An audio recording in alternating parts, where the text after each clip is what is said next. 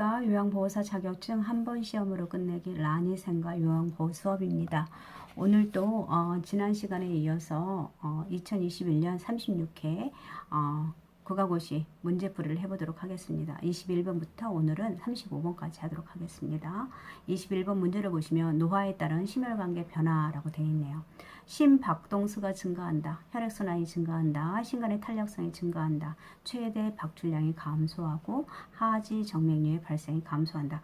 노인의 심장은 나이가 연세가 드실수록 심장 근육이 두꺼워집니다. 그리고 탄력성도 떨어지고요. 그래서 이걸로 인해서 심장 근육량이 증가하게 되고요. 이걸로 인해서도 최대 박출량, 심박출량이라든지 심박동수가 감소됩니다.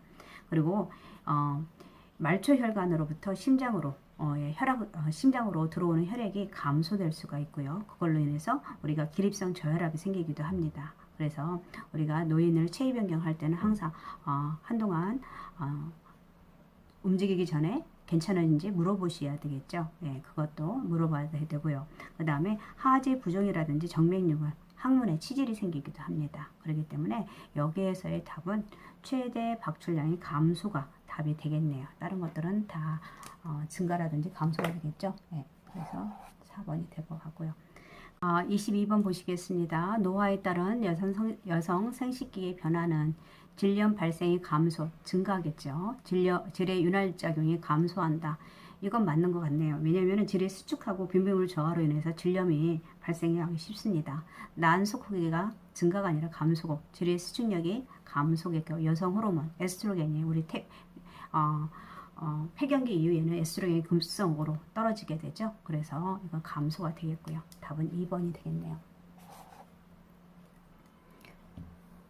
그 다음에 관절 연골이 닳아서 뼈가 마찰되어 관절 부위에 통증을 유발하는 질환은 관절 연골. 이 문제는 퇴행성 관절염에 대한 개념을 물어봤네요. 그죠? 뼈를 보호해주는 연골이 닳아서 없어지거나 관절에 염증성 변화가 생기는 걸 말하죠. 네, 이것을 여기서는 답이 퇴행성 관절염 이게 되겠네요. 네. 골다공증 같은 경우는 우리가 골밀도가 낮아져서 일으키는 거고요. 통풍 같은 경우는 요산 같은 것이 발가락이나 이런 데에 쌓여서 들고 가고 고관절, 골절 같은 것은 골다공증이 심하거나 이럴 때 골절될 수 있고요. 골연화라는 것은 칼슘 부족으로 인해서 뼈가 구부러지는 걸 말하는 거죠. 그래서 답은 5번이 되겠습니다. 24번 보시겠습니다. 뇌졸중 의심할 수 있는 전구 증상은 사지에 가려움증이 있다. 가슴을 조이는 흉통이 있다. 새벽에 속쓰리는 증상이 있다. 한 개의 물체가 둘로 보인다. 그 다음에 목이 말라서 물을 자주 마신다. 우리 뇌졸중의 전구 증상 우리가 마비가 오면 뇌졸중은 한쪽 마비가 오는 거죠. 오른쪽에 뇌졸중이 오게 되면 오른쪽에 오게 되면 이게 척수에서 갈라지기 때문에 왼쪽에 마비 증상이 오게 됩니다. 그래서 한쪽 팔다리 마비라든지 감각 이상이 있고요. 그리고 말할 때 발음이 분명치 않아 말을 잘 못하면 어눌하게 말을 하시고요. 그래서 일어서도 걸으려면 자꾸 한쪽으로 넘어지는 경향이 있고 주위가 뱅뱅 도는 것처럼 보이기도 하고요. 그래서 그 다음에 갑자기 눈이 안 보이거나 둘로 보이고 예. 그래서 갑자기 벼락치는 듯한 두통 같은 것들 호소하기도 하고 의식장애로 깨어도 깨어나지 못하기도 합니다. 그래서 여기서는 전구증상에 한 개의 물체가 둘로 보인다. 이게 되겠네요. 그래서 여기 우리가 뇌졸중, 혈압이 있거나 콜레스테롤 높거나 이런 심장 쪽에 문제 있는 분들은 이 뇌졸중의 전구증상을 알아둘 수 있도록 하는 것이 좋겠죠. 평상시에 제가 방문을 했을 때 대상자가 한쪽으로 쓰러져 있거나 얼굴이 말하는데 약간 좀 어눌하게 한다. 손을 갖다가 양쪽 손을 드는데 제대로 못 든다. 이런 것들은 뇌졸중의 증상이기 때문에 빨리 우리가 119나 센터에 전화해서 응급조치를 할 수 있도록 하는 것이 좋겠죠. 네. 그 다음에 선망에 대해서 설명을 드리겠습니다. 선망에 있는 25번 보면 선망에 있는 대상자를 돕는 방법. 우리 선망이 어떤 증상이냐면 갑자기 수시간이나 수일에 걸쳐서 급격하게 인지 기능 장애가 나타나는 것입니다. 그래서 우리 이런 것들은 증상의 기복이 심하고요. 응급성에 걸고 급성으로 나타나고요. 그래서 여기서 25번 선망에 있는 대상자를 돕는 방법. 가족의 방문 횟수를 줄인다. 이거는 대상자들에게 안정을 위해서 방문 횟수 줄일 필요는 없고요. 텔레비전을 크게 틀어놓는다. 너무 자극적이죠. 주변 환경을 새롭게 바꿔준다. 익숙한 환경이 좋고요. 낮 동안은 커튼을 쳐서 빛을 차단한다. 가족 사진과 달력을 대상자 가까이에 둔다. 이분들은 보통 치료할 수 원인이 있다면 우선적으로 치료할 수 있도록 하는 것이 좋고, 친숙한 환경 유지하고 날짜와 현재 상황, 아까 그래서 가족 사진과 달력을 대상 가까이 둔다. 진압력을 상승시킬 수 있도록 해야 되고요.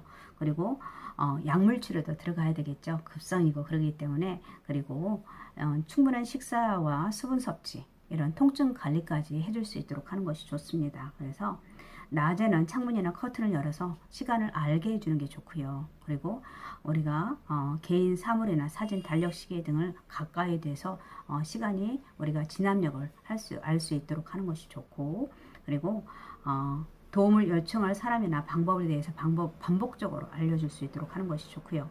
그리고 대상자 스스로 할 수 있는 일을 말로 지지하고, 그리고 능동적 관절 운동이나 목욕이나 마사지를 제공할 수 있고요. 그리고 가족 구성원이 자주 방문할 수 있도록 하는 것이 좋고, 초조하거나 그럴 때는 항상 단호하고 부드러운 목소리로 말할 수 있도록 하고요. 그리고 착각이나 환각을 관리하기 위해서는 현실을 확인할 수 있는 환경을 만들어주는 것이 좋습니다. 그리고 야간에 혼돈을 방지하기 위해서 밤에는 창문을 닫고 커튼을 치고 불을 켜두는 게 좋겠죠. 그래서 여기서의 답은 5번이 되겠습니다. 그 다음에 26번을 보시면 다음 중 수분 섭취를 제한해야 하는 대상자는 웃을 때 요실금이 있는 대상자. 우리 요실금 있는 대상자는 별 문제가 없다면 수분 섭취를 증가시켜야 되고요. 요로 감염으로 빈뇨가 있는 대상자, 당연하죠. 요로 감염 있는 대상자도 수분 섭취를 제한할 필요가 없습니다. 그래서 물을 많이 마심으로써 방광 안에 있는 세균들이 소변으로 통해서 나갈 수 있도록 해주는 게 좋고요. 요로 결석증이 있는 혈류가 있는 대상, 이것도 마찬가지입니다. 그리고 혈액투석을 하는 만성 신부종 대상자, 혈액투석을 하고 있는 대상자들은 부종이 올 수 있죠. 그리고 물을 많이 드시게 되면 혈압이 올라갈 수 있습니다. 그렇기 때문에 혈액투석을 하는 분들은 약간 수분을 제한할 수 있도록 하는 것이 좋고요. 전립선 비대증 있는 환자들, 잔뇨감이 있는 대상자도 별 문제가 없다면은 수분 섭취를 증가시켜 주는 게 좋고요. 그래서 여기서의 답은 4번이 되겠습니다. 2번 문제 보시겠습니다. 수면 장애를 호소하는 대상자의 수면을 돕는 방법. 저녁에 과식을 하지 않게 한다. 이게 답이 나왔네 벌써. 낮에 졸고 있으면 이불을 펴준다. 이거 아니고요. 잠이 올 때까지 카드놀이를 함께 한다. 잠자리에 들기 전에 와인을 마시게 한다. 대상자가 원하는 시간에 잠자리에 들게 한다. 우리 우리 수면 관리에서는 일정한 시각에 자고 일어날 수 있도록 그렇게 하는 게 좋고요. 그리고 오후 시간에는 카페인이 함유된 음료류 같은 거, 녹차라든지 홍차, 커피 같은 거 드시지 않도록 하는 것이 좋고요. 그리고 가식하지 말고 공복감을 잠이 안 올 때는 간단하게 따뜻한 우유 같은 거 마실 수 있도록 하고요. 그리고 금연하고 수면제라든지 잠이 안 오신다고 진정제 같은 거 장기 복용하지 않도록 하고요. 그리고 낮잠을 삼가하고 매일 규칙적으로 적절한 운동을 할 수 있도록 하는 것이 좋고요. 그리고 취침 전에 지나치게 집중하는 일을 하지 않도록 하는 것이 좋습니다. 그래서 여기에서는 저녁에 가식을 하지 않게 한다. 답이 1번이 되겠네요. 네. 그 다음에 노인의 운동관리 방법으로 옳은 것은 이라고 했네요. 고강도 운동으로 시작한다. 그리고 방향을 빠르게 전환하는 동작을 반복한다. 운동 중에 휴식 없이 최대 심박수를 올린다. 안정시 심박동수를 돌아올 때까지 마무리 운동한다. 그리고 개인은 운동 능력보다 과도한 수준으로 운동을 계획한다 라고 했는데, 우리 여기서는 대상자들 운동을 할 때는 운동 수준을 관찰할 수 있도록 하고요. 운동 공기질환이라든지 취약 상황을 확인할 수 있도록 하고, 그리고 시원하고 바람이 잘 통하고 땀을 흡수하는 옷을 입고 운동할 수 있도록 하는 것이 좋고, 10분 이상 준비 운동을 할 수 있도록 하고요. 저강도 운동으로 시작해서 서서히 증가시키도록 하고, 그리고 운동하는 중간에 충분히 휴식하면서 개인의 능력에 맞게 운동을 할 수 있도록 하는 것이 좋습니다. 그리고 빠르게 방향을 바꿔야 하는 운동은 이런 운동이랑 이런 것도 동작 같은 거 그만하는 게 좋겠죠. 그래서 우리 안정시 심박동수가 돌아올 때까지 마무리 운동을 한다. 이게 맞겠네요.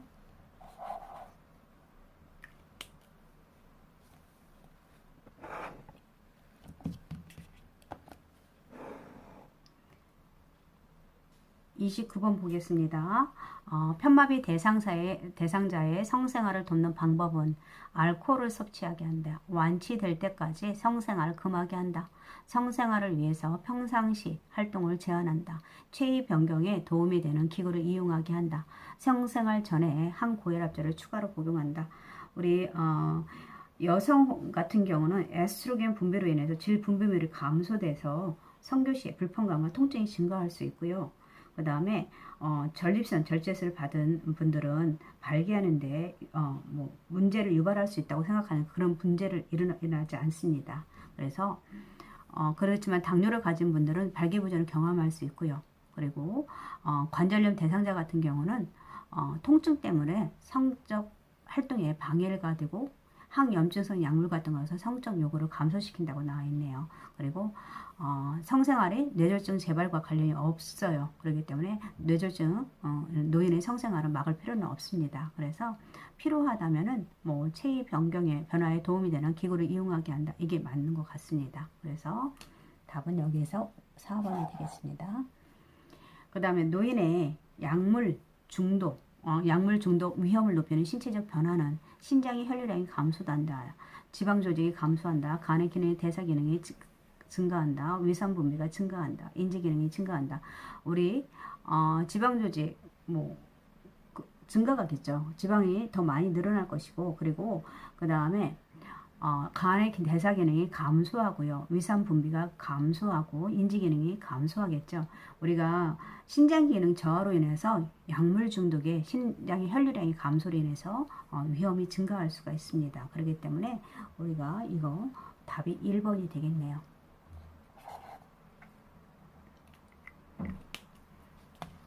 그 다음에 31번 절주를 돕는 방법으로 옳은 것은 우리 보시면 공복에 술을 마시게 한다. 안 되죠. 네. 그 다음에 음주 일지를 작성하여 점검하게 한다. 여러 종류의 술을 섞어 마시게 한다. 집안에 잘 보이는 곳에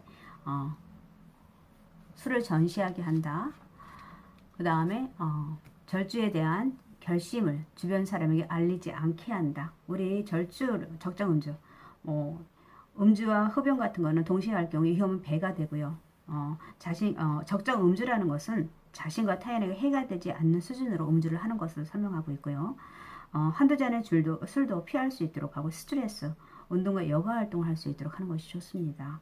빈속에 술을 마시지 말고 술을 마시지 않음을 주변 사람들에게 알리도록 하시는 게 좋습니다. 그래서 여기서는 절주를 돕는 방법, 음주 일지를 작성해서 계속 비교할 수 있도록 하는 것이 좋겠죠. 그래서 여기에서 답은 2번이 되겠습니다. 겠습니다. 장기 요양 기관에서 사례 회의를 하는 목적은 이라고 했네요.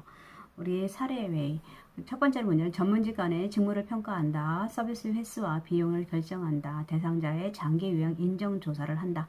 서비스 제공 계획의 타당성을 검토한다. 가족에게 서비스 제공 계획을 설명한다. 여기서는 사례 회의의 목적, 우리 서비스 제공의 계획의 타당성을 검토하는 거죠.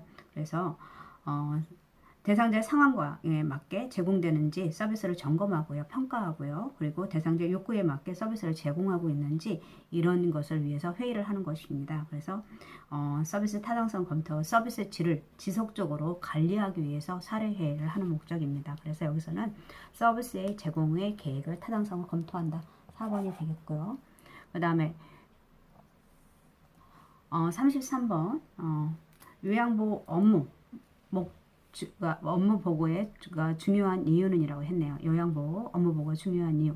대상자의 기능 상태를 측정하고 대상자의 사적 정보를 공유하고 기관 중심의 서비스를 제공하고 요양보호 서비스의 질을 향상하고 다른 장기 요양이나 기관과의 경쟁한다 라고 했는데 여기서는 요양보호 서비스의 질을 향상하기 위해서 하는 거죠. 예.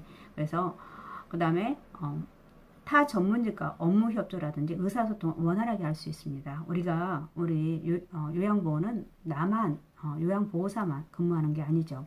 사회복지사, 그 다음에 간호사, 방문간호사, 그 다음에 물리치료사 여러 다양한 직종들이 근무하기 때문에 업무 협조라든지 의사소통을 원활하게 할 수 있고요. 업무복을 통해서.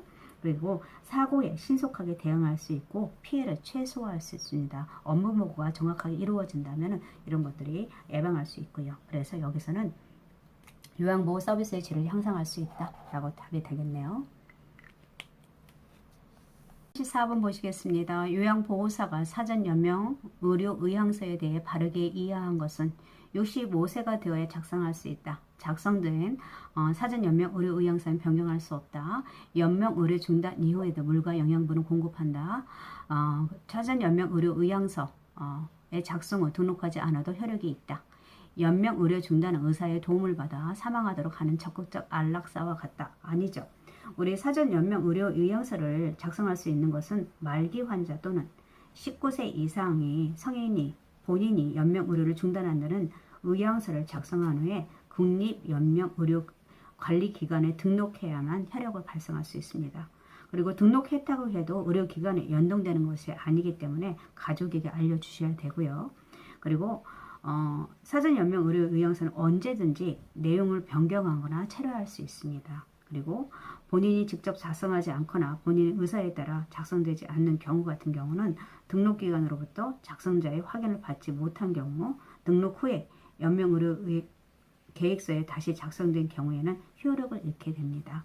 그리고 담당 의사라든지 해당 분야 전문의 1명 정도가 모두 작성자를 말기 환자라고 판단한 경우에 이행될 수 있고요. 그래서 여기에서는 연명 의료 의향자 이런 분들에게 물과 영양분은 공급된다고 보셔야 되고요. 그래서 이것은 답은 3번이 되겠습니다.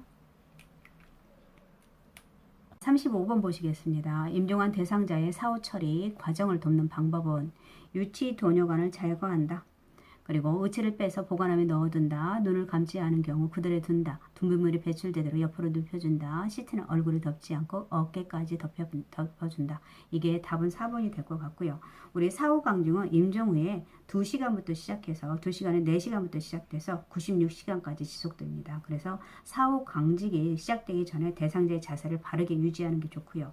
그리고 유치도뇨관 제거는 간호사라든지 제거할 것을 의뢰할 수 있도록 하고요.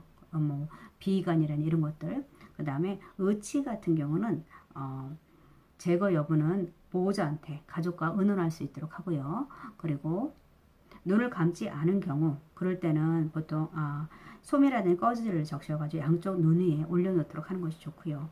그리고 분비물 같은 거 배출되도록 옆으로 넣는다고 했는데 아니라 둔부 밑에 패드를 데워주고 깨끗한 시트로 어깨까지 덮어주는 것이 좋습니다. 그래서 여기서의 답은 5번이 되겠네요. 그래서 오늘은 우리 1교시 필기 35번까지 했고요. 다음 시간부터는 실기 45문제를 가지고 풀어보도록 하겠습니다. 오늘 함께 해주셔서 감사합니다.